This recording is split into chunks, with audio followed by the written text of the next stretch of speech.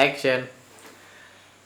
Sekarang kita akan membahas beberapa macam bencana alam yang sering terjadi di kehidupan kita. Yang pertama adalah gempa bumi. Gempa bumi merupakan peristiwa pelepasan energi yang menyebabkan dislokasi atau pergeseran pada bagian dalam bumi secara tiba-tiba. Nah, penyebab terjadinya gempa bumi ada 5 faktor. Yang pertama, proses tektonik akibat pergerakan kulit atau lempeng bumi.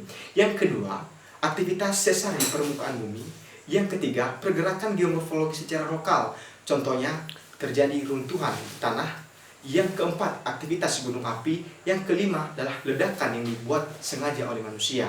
Nah, selama terjadi gempa bumi, apa yang perlu kita perbuat? Pertama, mengidentifikasi dan memetakan patahan aktif yang berpotensi memicu terjadinya gempa bumi. Menyadarkan pengetahuan sejak dini tentang bahaya gempa bumi.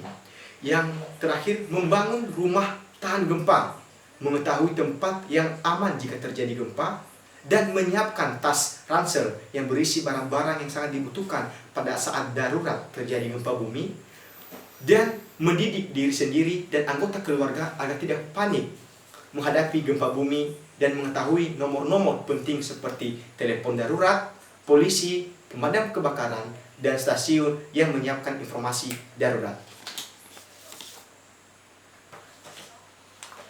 Nah, sekarang tips penanganan jika terjadi gempa bumi. Apa saja tipsnya?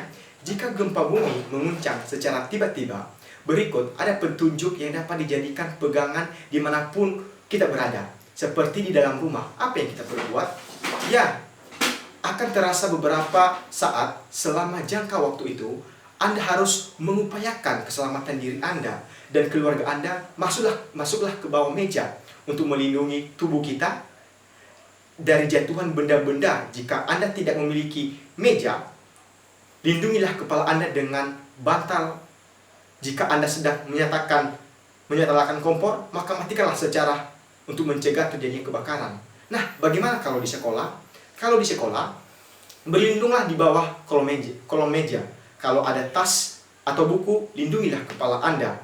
Jika gempa mereda, keluarlah secara pelan-pelan, mulai dari jarak yang terjauh dari pintu.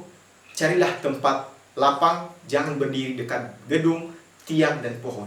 Nah, bagaimana kalau di luar rumah, teman-teman? Nah, kalau di luar rumah, lindungilah kepala Anda dan hindari benda-benda berbahaya.